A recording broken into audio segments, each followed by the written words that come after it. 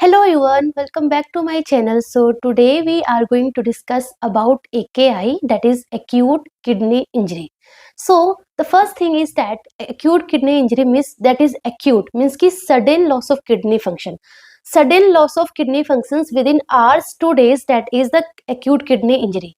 So as you know there is sudden loss of kidney function. So kidney के क्या क्या functions होते हैं, that is the like fluid को maintain करना, basically blood को filter करता है. So फ्लूइड को मेंटेन करना, इलेक्ट्रोलाइट्स को मेंटेन करना एंड एसिड बेस को बैलेंस रखना बॉडी में, ठीक है ना. सो फ्लूइड एंड इलेक्ट्रोलाइट्स हो गया, एसिड बेस बैलेंस बना के रखता है इन द बॉडी.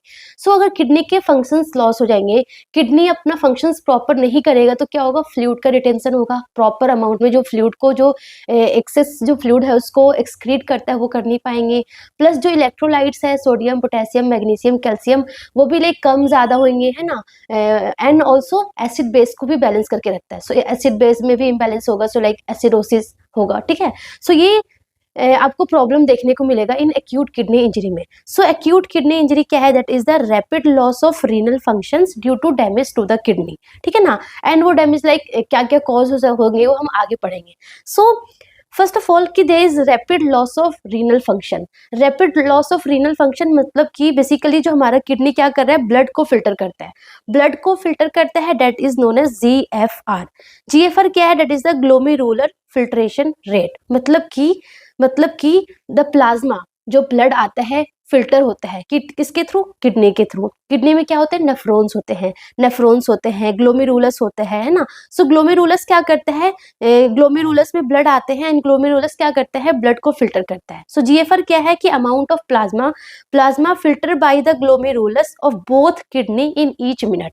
एक मिनट में दोनों किडनी के थ्रू कितना ब्लड फिल्टर होता है, कितना प्लाज्मा फिल्टर होता है, दैट इज GFR. एंड इसकी जो नॉर्मल वैल्यू होती है that is like approx 90 to 125 ml पर मिनट पर 1.73 मीटर स्क्वायर होता है, ठीक है ना. सो ये हमारा नॉर्मल हमारा क्या है, GFR, ग्लोमेरुलर फिल्ट्रेशन रेट. सो अगर किडनी का फंक्शन लॉस होगा तो क्या होगा, ऑफ कोर्स जो GFR है, जो ब्लड फिल्टर हो रहा है वो प्रॉपर ब्लड फिल्टर नहीं होगा तो GFR क्या हो जाएगा, डिक्रीज हो जाएगा. GFR डिक्रीज हो जाएगा. एंड जब ब्लड फिल्टर होता है तो ब्लड में जो वेस्ट प्रोडक्ट है, जैसे कि यूरिया हो गया, क्रिएटिनिन हो गया, है ना, ये जो जितने भी वेस्ट प्रोडक्ट है, टॉक्सिक मटेरियल है जो हमारे बॉडी के लिए, वो क्या था, वो भी एक्सक्रीट हो जाएगा. मतलब ब्लड फिल्टर होगा तो ब्लड में जो भी वेस्ट प्रोडक्ट होगा वो भी फिल्टर होगा एंड जो भी वेस्ट है वो एक्सक्रीट होके किडनी के थ्रू बाहर चला जाएगा, बॉडी से बाहर चला जाएगा, ठीक है ना. सो GFR कम होगा, ब्लड फिल्टर नहीं हो रहा है, सो ऑफ कोर्स ये जो एक्सेस जो टॉक्सिन है, जो वेस्ट प्रोडक्ट है, वो भी क्या होंगे, बॉडी में एक्यूमुलेट होने लग जाएंगे, वो भी प्रॉपर अच्छे से एक्सक्रीट नहीं हो पाएगा, है ना. So basically because of that जो हमारा AKI है, हमारा एक्यूट किडनी इंजरी है, उसको हम क्लासीफाई करते हैं. क्लासिफिकेशन और grading, you can understand grading of acute kidney injury. So grading को कैसे आपको याद करना है, क्लासिफिकेशन को कैसे याद करना है, you have to remember the mnemonic RIFLE classification. So RIFLE में R में क्या है, R इज द रिस्क, मतलब कि अभी रिस्क हुआ है. सो रिस्क में क्या होगा, जो सीरम क्रिएटिनिन है ना, क्रिएटिनिन हम बेसिकली देख रहे हैं बिकॉज क्रिएटिनिन कहाँ से प्रोड्यूस हो रहा है, स्केलेटल मसल्स प्रोड्यूस कर रहा है एंड वो हमारे क्या बोलते हैं, किडनी के थ्रू फिल्टर होके वो बाहर एक्सक्रीट हो जाता था. बट अब GFR कम हो गया है, किडनी प्रॉपर अमाउंट में प्रॉपर अच्छे से चीजों को फिल्टर नहीं कर पा रही है, तो क्रिएटिनिन कहाँ रहने लग जाएगा, ब्लड के अंदर ही एक्यूमुलेट होने लग जाएगा. सो जो सीरम क्रिएटिनिन की जो नॉर्मल वैल्यू है ना वो लेस देन 1 होना चाहिए, लेस देन 1 mg पर DL होना चाहिए, अप्रॉक्स लेस देन 1 होना चाहिए, ठीक है ना. सो इन रिस्क कैटेगरी में ग्रेडिंग नंबर 1 रिस्क में क्या होगा, R में क्या होगा कि जो सीरम क्रिएटिनिन है ना वो इंक्रीज हो जाएगा 1.5 टाइम्स ऑफ बेस लाइन, है ना. सो 1.5 times of base line increase हो जाएगा. या फिर जो GFR है ना, ग्लोमेरुलर फिल्ट्रेशन रेट है ना, वो डिक्रीज हो जाएगा कितना, by 25%. So that is the risk है. एंड यूरिन आउटपुट कितना होगा, यूरिन आउटपुट होगा 0.5 ml पर kg पर आर ओवर 6 आवर्स में. ओवर 6 आवर्स में 0.5 ml पर kg पर आर यूरिन आउटपुट होगा. सो दैट इज द रिस्क, मतलब कि रिस्क क्लासिफिकेशन फर्स्ट ग्रेडिंग में आ गया.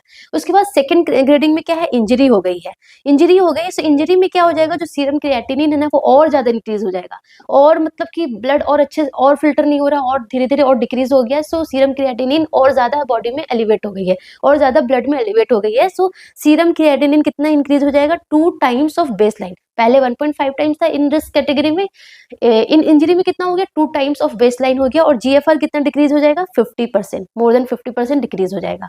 एंड यूरिन आउटपुट कितना हो जाएगा 0.5 ml पर KG per hour over 12 hours में होगा, ठीक है ना, 12 आवर्स में। उसके बाद थर्ड क्लासिफिकेशन है that is failure, F. Failure में क्या होगा, जो सीरम क्रिएटिनिन है ना वो 3 टाइम्स ऑफ बेसलाइन हो जाएगा, even more than 3 times of baseline हो जाएगा, लाइक 4 mg पर DL हो सकता है, ठीक है ना। एंड जो जीएफआर है ना वो डिक्रीज हो जाएगा more than 75%। And urine output कितना हो जाएगा लेस देन 0.3 ml पर केजी फॉर 24 आवर्स, ठीक है ना। सो उसको हम बोलेंगे फेलियर में। उसके बाद लाइक एल मतलब कि लॉस, मतलब कि complete loss of kidney functions, ठीक है, for more than 4 week. And E मतलब कि एंड स्टेज किडनी डिजीज, मतलब कि कंप्लीटली जो किडनी का जो फंक्शन है वो पूरी तरीके से लॉस हो चुका है, that is for more than 3 month.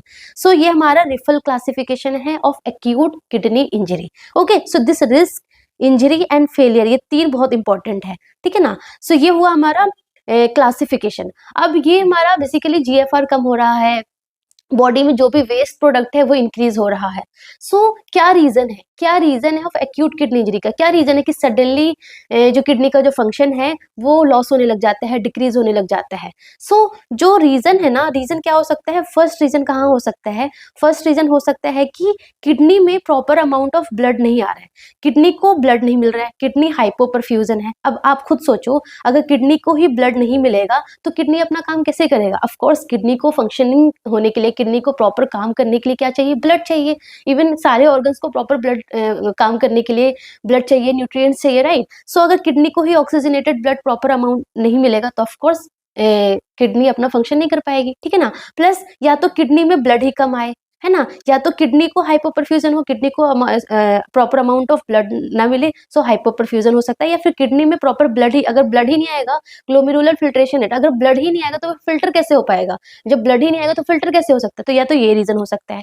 Second reason क्या हो सकता है कि इंट्रारीनल, मतलब कि किडनी के अंदर कोई प्रॉब्लम हो गया है, ब्लड आ रहा है, किडनी को प्रॉपर अमाउंट ऑफ परफ्यूजन भी है, बट किडनी के अंदर जो हमारा ट्यूब्यूल्स है, ग्लोमेरुलस है, जो ब्लड वेसल्स है, उसमें कोई प्रॉब्लम है। सेकेंड ये हो सकता है। थर्ड रीजन क्या हो सकता है, पोस्ट रीनल, मतलब कि किडनी ने अपना काम कर लिया, किडनी ने ब्लड को फिल्टर कर लिया, किडनी को अच्छे से अमाउंट ऑफ ब्लड मिल रहा है, किडनी ने ब्लड को फिल्टर भी कर लिया, यूरिन भी फॉर्म हो गया, बट जो यूरिन फॉर्म हुआ ना, आगे कोई प्रॉब्लम है, यूरिन आगे नहीं जा पा रहा है, यूरेटर में प्रॉब्लम हो सकता है, ब्लैडर में प्रॉब्लम हो सकता है, यूरेथ्रा में प्रॉब्लम हो सकता है ना। सो यहाँ पे कोई प्रॉब्लम है, किडनी के बाहर कोई प्रॉब्लम है, जो यूरिन बना है वो बाहर नहीं जा पा रही है, सो धीरे धीरे धीरे धीरे कहाँ अंदर ही एक्यूमुलेट हो गया, एंड देन किडनी को डैमेज कर सकती है, ठीक है ना। सो ये 3 रीजन हो सकते हैं। प्री रीनल मतलब कि किडनी से पहले किडनी को ही प्रॉपर अमाउंट ऑफ ब्लड नहीं मिल रही है, इंट्रा रीनल मतलब किडनी के अंदर प्रॉब्लम है, एंड पोस्ट रीनल मतलब कि किडनी के बाहर प्रॉब्लम है। अब वो प्रॉब्लम कहाँ है, क्या क्या प्रॉब्लम है, वो हम आगे डिस्कस करने वाले हैं। So the first cause that is the pre renal cause, मतलब कि किडनी से पहले प्रॉब्लम है।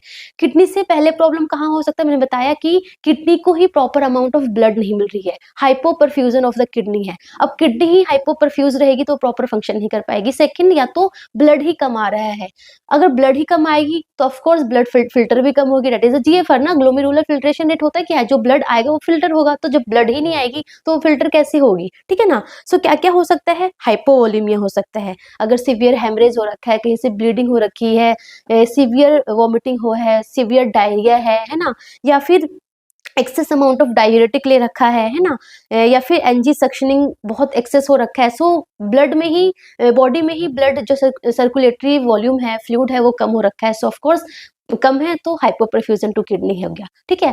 सेकंड क्या हो सकता है, डिक्रीज कार्डियक आउटपुट। अब कार्डियक आउटपुट ही कम है, ऑफ कोर्स जब कार्डियक आउटपुट ही कम है तो किडनी को भी कम आएगा, है ना, किडनी को भी कम आएगा। कब हो सकता है, लाइक मायोकार्डियल इन्फार्क्शन हो गया, कार्डियोजेनिक शॉक हो गया, कंजेस्टिव हार्ट फेलियर हो गया। सो इन सब केसेस में क्या होगा, hypoperfusion to the kidney. Third क्या हो सकता है, असाइटिस हो सकती है, मैसिव अमाउंट ऑफ फ्लूइड जो है वो कहाँ पे इकट्ठा है, पेरिटोनियल कैविटी में।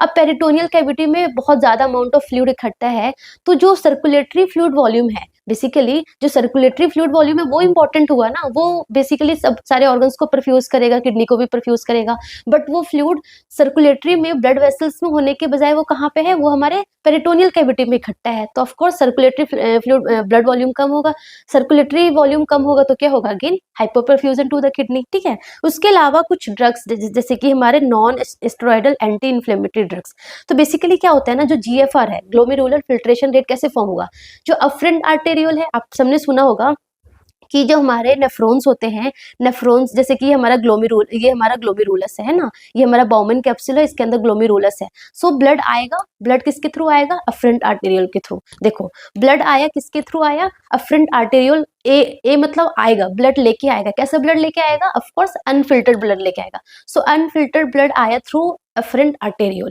ठीक है, कहाँ पे आया, ग्लोमेरुलस के पास, वहां पे ब्लड फिल्टर हुआ, वहां पे ब्लड फिल्टर हुआ, फिल्टर होके कहाँ से जाएगा, इफरेंट आर्टेरियल के थ्रू, इफरेंट आर्टेरियल के थ्रू ब्लड कहाँ जाएगा, फिल्टर होके जाएगा आगे ट्यूब्यूल्स में, ठीक है ना। सो जब वो अफरेंट आर्टेरियल के थ्रू जब ब्लड आएगा, सो एफरेंट आर्टेरियल क्या होना चाहिए, डायलेट होना चाहिए, डायलेट होगा, ब्लड आएगा, अच्छे से ब्लड आएगा, तो प्रेशर बढ़ेगा, जीएफआर इंक्रीज हो जाएगा, ठीक है ना।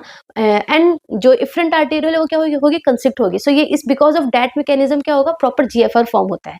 बट लेट्स सपोज कि आपने non steroidal anti inflammatory drugs दिया, तो वो ड्रग्स क्या करेगी, प्रोस्टाग्लैंडिन को इनहिबिट कर देगी। तो प्रोस्टाग्लैंडिन बेसिकली क्या करता है, जो अफरेंट आर्टेरियल है उसको डायलेट करता है। सो डायलेट करेगा, ब्लड फ्लो होगा, प्रेशर इंक्रीज होगा, जीएफआर इंक्रीज हो जाएगा। बट प्रोस्टाग्लैंडिन ने इनहिबिट हुआ तो वो क्या हुआ, बेसिकली जो अफरेंट आर्टेरियल है वो क्या हो जाएगी, कंस्ट्रिक्ट हो जाएगी। अब कंस्ट्रिक्ट हो जाएगी तो लेस ब्लड वॉल्यूम होगा, लेस प्रेशर होगा, सो जीएफआर क्या हो जाएगा, कम हो जाएगा, ठीक है ना। सो कुछ ड्रग्स हो गए जैसे कि non steroidal anti inflammatory drugs, तो ये सारे प्री रीनल कॉज है, that is the hypoperfusion of kidney हो रहा है, and this is the most common form of एकेआई। जो एक्यूट किडनी इंजरी का जो मोस्ट कॉमन कॉज आप बोलोगे, सो एक pre renal cause is the most common cause, है ना। Like approx you can like एक एस्टिमेट नंबर अगर बताऊं, अप्रोक्स नंबर बता दो, तो 50 to 70% जो कॉज होता है ना, वो because of pre renal cause होता है, ठीक है। उसके बाद दूसरा कॉज क्या मैंने बताया कि किडनी के अंदर प्रॉब्लम है, किडनी के अंदर लाइक नेफ्रॉन जो हमारा ग्लोमेरुलस में प्रॉब्लम हो सकता है, ट्यूब्यूल्स में प्रॉब्लम हो सकता है, या फिर जो ब्लड वेसल्स है किडनी की उसमें प्रॉब्लम हो सकती है ना। सो इंट्रा रीनल मतलब कि रीनल के अंदर प्रॉब्लम है, तो ग्लोमेरुलस में प्रॉब्लम हो सकती है, या फिर ट्यूब्यूल्स में प्रॉब्लम हो सकती है, या फिर वस्कुलर में प्रॉब्लम हो सकती है। सो ग्लोमेरुलस में प्रॉब्लम होगी तो ऑफकोर्स ग्लोमेरुलस में ही तो बेसिकली ब्लड क्या हो रहा है, फिल्टर हो रहा है, जो भी ब्लड आ रहा है यहाँ पे ब्लड आ रहा है, एंड ब्लड यहाँ पे आ रही है तो यहाँ पे ब्लड फिल्टर हो रही है। तो ग्लोमेरुलस में अगर प्रॉब्लम होगा तो ब्लड जो आएगा वो फिल्टर ही नहीं हो पाएगा, राइट। सो ग्लोमेरुलस में प्रॉब्लम कब हो सकता है, अगर ग्लोमेरुलस इन्फ्लेम्ड है, ग्लोमेरुलस में कुछ डैमेज हो रखा है, जैसे कि एक्यूट ग्लोमेरुलर नेफ्राइटिस हो गया, पोस्ट स्ट्रेप्टोकोकल ग्लोमेरुलर नेफ्राइटिस हो गया, ल्यूपस नेफ्राइटिस हो गया। सो क्या हुआ, ग्लोमेरुलस डैमेज है, इन्फ्लेम्ड है, तो ऑफकोर्स वो अपना फंक्शन नहीं कर पाएगी। या फिर क्या हो सकता है, ट्यूब्यूल्स में प्रॉब्लम हो सकती है, ग्लोमेरुलस ने तो अपना काम कर लिया, ब्लड को फिल्टर कर दिया, बट आगे कोई प्रॉब्लम है, ट्यूब्यूल्स में प्रॉब्लम है, जो प्रॉपर रीअब्जॉर्प्शन करता है, सिक्रीशन करता है, ये जो ब्लड को जो आगे लेके जाएगा, सो उसमें कोई प्रॉब्लम है। उसमें कोई प्रॉब्लम क्या हो सकती है, या तो ट्यूबुलर नेक्रोसिस हो सकती है, या फिर कोई ड्रग्स की वजह से नेक्रोस हो चुकी है, जैसे नेफ्रोटॉक्सिक ड्रग होता है, जैसे कि एम्फोटेरिसिन बी टॉक्सिसिटी, या फिर अमाइलोग्लाइकोसाइड ड्रग्स हो गया, सिस्प्लेटिन ड्रग हो गया, है ना। कुछ कॉन्ट्रास्ट जो देते हैं लाइक CT-MRI में जो कॉन्ट्रास्ट देते हैं, सो कॉन्ट्रास्ट इंड्यूस्ड नेफ्रोटॉक्सिसिटी, है ना। कुछ क्रिस्टल जैसे कि कैल्शियम ऑक्जेलेट क्रिस्टल हो गया, कुछ मेटल्स होते हैं जैसे कि हैवी मेटल्स लाइक मर्करी हो गया, लेड हो गया, वो बेसिकली क्या करेंगे, ट्यूब्यूल्स को नेक्रोस कर सकते हैं, ट्यूब्यूल्स में प्रॉब्लम कर सकते हैं। या फिर इस्कीमिया हो सकता है ना, इस्कीमिया हो सकता है, जैसे कि पोस्ट ऑफ बहुत लॉन्ग टाइम तक सर्जरी चली थी and because of that ischaemia हो गया, प्रॉपर ब्लड सप्लाई नहीं मिली ट्यूब्यूल्स को, है ना। या फिर एथीरो एम्बोलिक किडनी डिजीज, है ना, जो एम्बोलिज्म है वो आके वहाँ ब्लड वेसल्स में आके स्टक हो गए, सो प्रॉपर जो ट्यूब्यूल्स है उसको प्रॉपर ब्लड सप्लाई नहीं मिल रही है, सो ब्लड सप्लाई नहीं मिल रही है, सो वो पार्ट क्या हो गया, नेक्रोज्ड हो गई है, वो अपना फंक्शन प्रॉपर नहीं कर पा रही है, ट्यूब्यूल्स में डैमेज हो गई है। सो ये ट्यूब्यूल्स में डैमेज होने की ये सारे रीजन है, ठीक है। थर्ड क्या हो सकता है, वस्कुलर में प्रॉब्लम हो सकती है, जो रीनल आर्टरी है, जो रीनल वेन्स है उसमें प्रॉब्लम हो सकती है। सो इसमें अगर कुछ प्रॉब्लम होगी तो ऑफकोर्स ये प्रॉपर अच्छे से सप्लाई नहीं कर पाएंगे नेफ्रॉन्स को, है ना। सो जैसे कि रीनल वेन थ्रोम्बोसिस हो गया, या फिर मैलिग्नेंट हाइपरटेंशन है, तो अगेन वो क्या करेगा, ब्लड वेसल्स को डैमेज करेगा। या फिर हीमोलाइटिक यूरेमिक सिंड्रोम है, जैसे कि जो बेसिकली जो डायरिया होता है इकोलाई की वजह से। सो शिगा टॉक्सिन रिलीज करेगा एंड ये टॉक्सिन क्या करेंगे, बेसिकली ट्यूब्यूल्स को डैमेज करेंगे, वेसल्स को डैमेज करेंगे, ट्यूब्यूल्स को डैमेज करेंगे ना, वेसल्स को डैमेज करेंगे। अगेन क्या होगा कि रीनल कॉज, मतलब कि proper amount of blood filter हुआ तो आगे नहीं जा पाएगा या ब्लड अच्छे से फिल्टर नहीं हो पाएगा, ठीक है। सो ये हमारे रीनल कॉज हो गया, मतलब कि किडनी के अंदर, किडनी के स्ट्रक्चर्स के अंदर डैमेज है, ग्लोमेरुलस में, ट्यूब्यूल्स में या फिर उसके ब्लड वेसल्स में। थर्ड क्या हमने पढ़ा था, थर्ड हमने पढ़ा था कि ये किडनी में प्रॉब्लम सही है, किडनी से ब्लड फिल्टर हो गया, फिल्टर होके ब्लड आगे भी आ गया है ना, तो जो यूरिन जो फॉर्म हुआ वो आगे जा नहीं पा रहा है, क्योंकि यूरेटर में प्रॉब्लम हो सकता है, ब्लैडर में प्रॉब्लम हो सकता है या फिर यूरेथ्रा में प्रॉब्लम हो सकता है। क्या प्रॉब्लम हो सकता है, वहाँ पे स्ट्रिक्चर्स हो गए होंगे, हो सकता है वहाँ पे ट्यूमर हो गया होगा, हो सकता है वहाँ पे ऑब्स्ट्रक्शन हो गया होगा, है ना। सो जैसे कि यहाँ पे ट्यूमर हो गया, रीनल स्टोन्स हो गए, यहाँ पे स्टोन है, अब यहाँ पे स्टोन है तो जो जो यूरिन आएगा वो आगे जा ही नहीं पाएगा, तो यूरिन वापस से फ्लो बैक हो जाएगा, ठीक है ना। सो ये स्टोन हो गया, ट्यूमर हो गया, है ना, न्यूरोजेनिक ब्लैडर हो गया, या फिर जो प्रोस्टेट है वो इलाज हो गई हो। सो ये सारा हमारा क्या रीजन है, पोस्ट रीनल कॉज है, पोस्ट रीनल है, मतलब कि obstruction after the kidney, kidney के बाहर कुछ ऑब्स्ट्रक्शन हो गया हो, ठीक है। So that is the post renal. Urinary tract obstruction जैसे कि कैलकुलाई हो गया, ट्यूमर हो गया, बिनाइन प्रोस्टेटिक हाइपरप्लेसिया हो गया, स्ट्रिक्चर्स हो गए, सो ये हमारे पोस्ट रीनल कॉज है। सो pre renal cause, intra renal cause and post renal cause. Show cause आपको आई थिंक समझ में आ गया होगा, ग्रेडिंग आपको, रिफल क्लासिफिकेशन आपको समझ में आ गया। Then coming to the phases of AKI. So AKI के मतलब क्या फेजेस होते हैं, तो सबसे पहले ऑनसेट फेज होगा। ऑनसेट मतलब कि किडनी को डैमेज हुई है, मतलब कि जो इनिशियल इंसल्ट हुआ है, इंसल्ट हुआ, अब जैसे इंसल्ट हुआ, डैमेज हुआ, सो क्या होगा, सबसे पहले ओलिग्यूरिक फेस आएगा। ओलिग्यूरिक फेस मतलब कि जो यूरिन आउटपुट है वो less than 400 ml per day होगा। तो देखो, एक हमारा ओलिग्यूरिया होता है, एक हमारा ओलिग्यूरिया होता है टर्म, और एक हमारा एनूरिया टर्म होता है। सो ओलिग्यूरिया क्या बोलते हैं, अगर urine output less than 400 ml per day होगा तो उसको हम बोलते हैं ओलिग्यूरिया। एनूरिया मतलब क्या बोलते हैं, मतलब less than 100 ml per day urine, urine जो है वो लेस देन 100 ml होगा इन 24 आवर्स में, तो उसको हम बोलेंगे एन्यूरिया, मतलब कि एब्सेंस ऑफ यूरिन।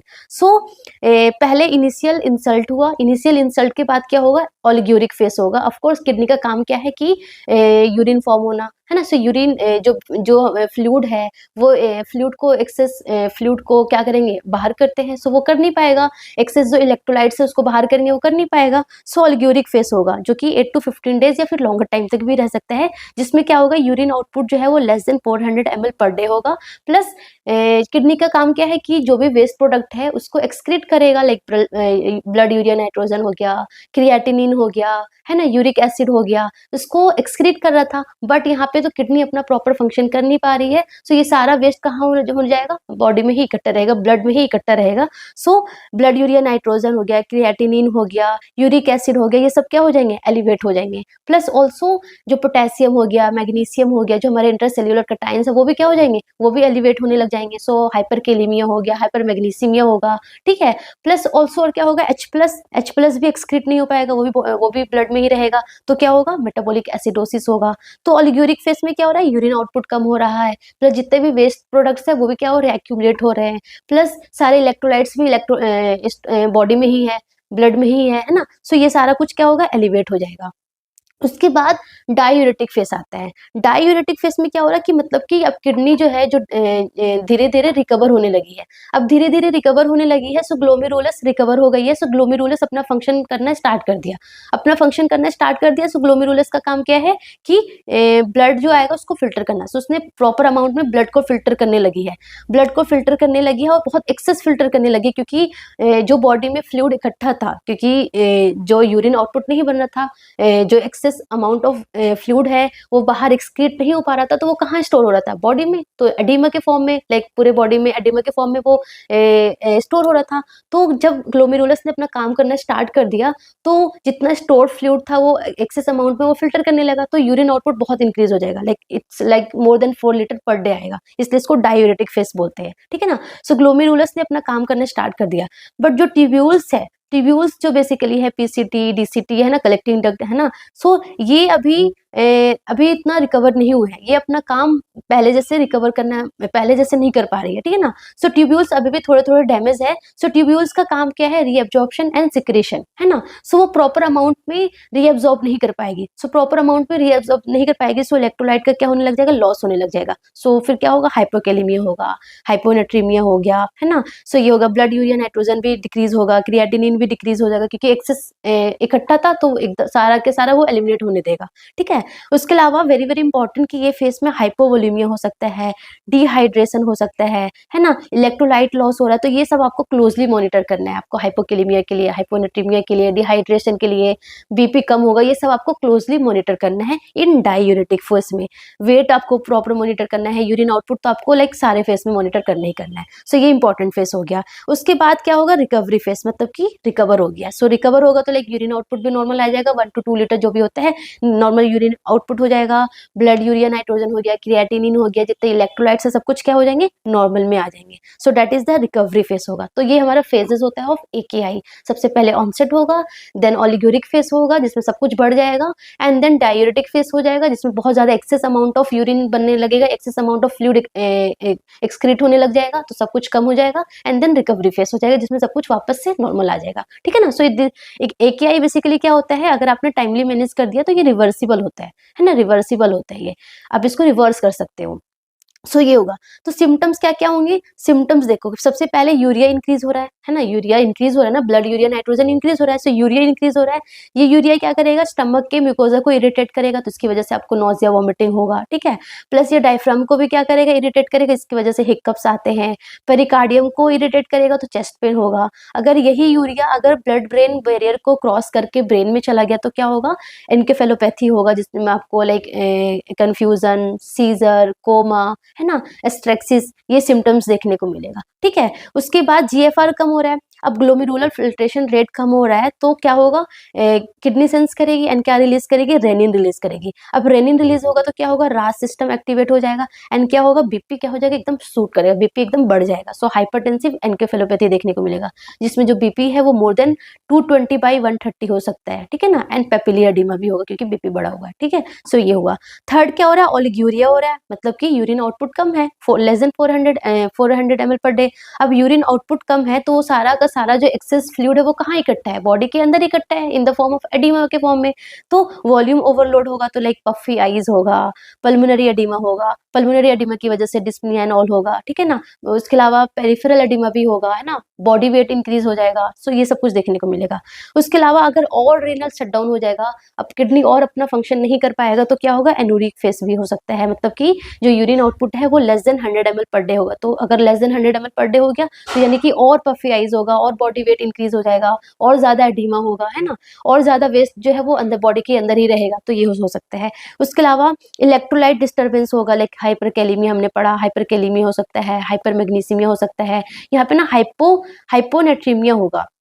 हाइपोनेट्रीमिया क्यों हो गया, क्योंकि बेसिकली ना सारा का सारा फ्लूइड अंदर है। सो डाइल्यूशनल हाइपोनेट्रीमिया बोलेंगे, बेसिकली इसको क्या बोलेंगे, डाइल्यूशनल हाइपोनेट्रीमिया बोलेंगे, क्योंकि फ्लूइड ज्यादा है एंड फ्लूइड के कंपैरिजन में जो सोडियम है वो कम होगा। सो डाइल्यूशनल हाइपोनेट्रीमिया हो गया, हाइपरकैलेमिया हो गया, मेटाबॉलिक एसिडोसिस हो गया, ठीक है। प्लस एजोटीमिया होगा, एजोटीमिया मतलब कि ब्लड यूरिया नाइट्रोजन हो गया, क्रिएटिनिन हो गया, यूरिक एसिड, ये सब क्या होगा, एलिवेटेड होगा, इंक्रीज होगा। सो ये हमारे क्लिनिकल फीचर्स हो गए, ठीक है। अगर हम डायग्नोस्टिक टेस्ट की बात बोले, सो देखो यहाँ तक तो आपको समझ में आ गया, हमने बेसिकली एक्यूट किडनी इंजरी पढ़ा क्या होता है, उसके क्या क्या क्लासिफिकेशन है, रिफल क्लासिफिकेशन हमने पढ़ा जिसमें जीएफआर और सीरम क्रिएटिनिन कितना क्या होता है वो पता होना चाहिए आपको। उसके बाद हमने पढ़ा कॉजेज, जिसमें प्री रीनल कॉज था, देन रीनल किडनी के अंदर प्रॉब्लम था, देन पोस्ट रीनल कॉज था, ठीक है। उसके बाद हमने सिम्टम्स पढ़ा। अगर आप बहुत सही से पढ़ोगे स्टार्टिंग से तो आपको बहुत इजीली सब कुछ समझ में आएगा, रिलेट करके आपको पढ़ना है कि यूरिया इंक्रीज होगा तो क्या होगा, ये इंक्रीज होगा तो क्या होगा, यूरिन आउटपुट नहीं हो रहा तो सारा का सारा फ्लूइड बॉडी के अंदर ही है तो क्या होगा, बीपी बढ़ जाएगा, ये होगा, है ना। तो ऐसी चीजों को मिला के याद करो, उसकी वजह से सारा क्लिनिकल फीचर्स आपको याद हो गए। एंड देन डायग्नोस्टिक में सिंपल है कि हम रीनल फंक्शन टेस्ट करेंगे, उसमें आपको सीरम क्रिएटिनिन हो गया, ब्लड यूरिया नाइट्रोजन हो गया, है ना, ये सब क्या होगा, एलिवेटेड होगा, ऑफकोर्स एलिवेटेड होगा। इलेक्ट्रोलाइट्स देखोगे तो आपको सोडियम कम होगा क्योंकि हाइपरवॉल्यूमिक हाइपोनेट्रीमिया है, डाइल्यूशनल हाइपोनेट्रीमिया हो रखा है। हाइपरकैलेमिया होगा, वेरी वेरी इंपॉर्टेंट, हाइपरकैलेमिया होगा तो आपको ईसीजी चेंजेस देखना है। ईसीजी चेंजेस में आपको हाइपर एक्यूट टी वेव होगा, है ना, पीआर इंटरवल प्रोलोंगेशन होगा, वाइड क्यूआरएस कॉम्प्लेक्स होगा, तो ये सारा आपको ईसीजी में देखना है, ठीक है।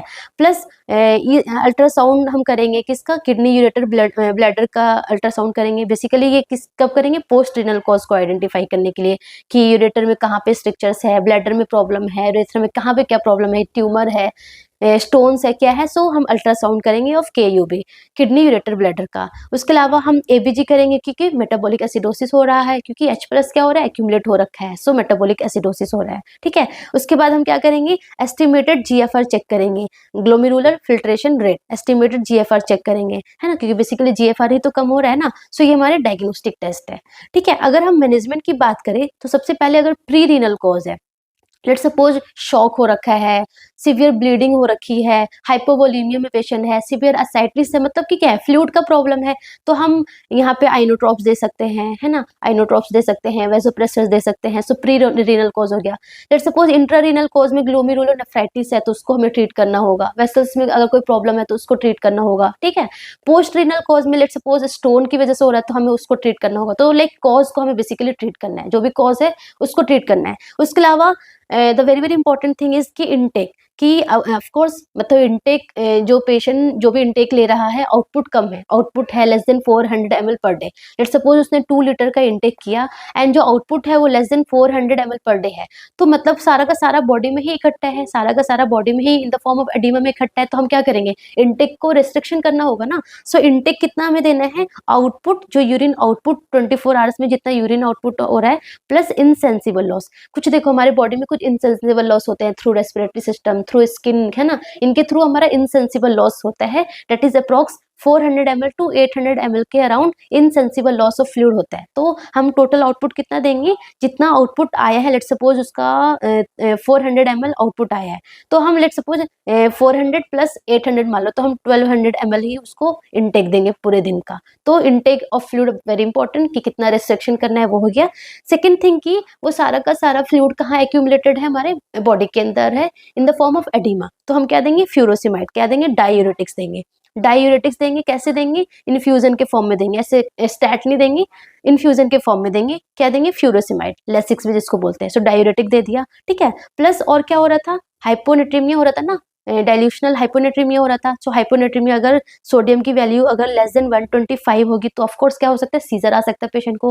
तो हमें उसको ट्रीट करना है, तो हम क्या देंगे, 3% नॉर्मल सलाइन देंगे, है ना, सो दैट सीजर ना आए, क्योंकि उसको भी तो प्रिवेंट करना है ना, सीजर ना आए। सो सोडियम को हमने मैनेज कर लिया, हाइपोनेट्रीमिया को हमने मैनेज कर लिया। उसके बाद क्या है, हाइपरकैलेमिया, जो कि कितना खतरनाक है, लाइफ थ्रेटनिंग कंडीशन है। सो हाइपरकैलेमिया अगर मोर देन 6.5 मिली इक्विवेलेंट पर लीटर है, तो हम क्या करेंगे, पोटेशियम को भी तो नॉर्मलाइज करना है। सो एक्यूट हाइपरकैलेमिया को कैसे मैनेज करते हैं, हम कैल्शियम ग्लूकोनेट देंगे। कैल्शियम ग्लूकोनेट क्या करता है, पोटेशियम कम नहीं करता है। This is the cardio protective, है ना, कार्डियो प्रोटेक्टिव है, क्योंकि पोटेशियम हाइपरकैलेमिया का सबसे जो मेन इफेक्ट कहाँ पे होगा, हमारे कार्डियक सिस्टम पे होगा।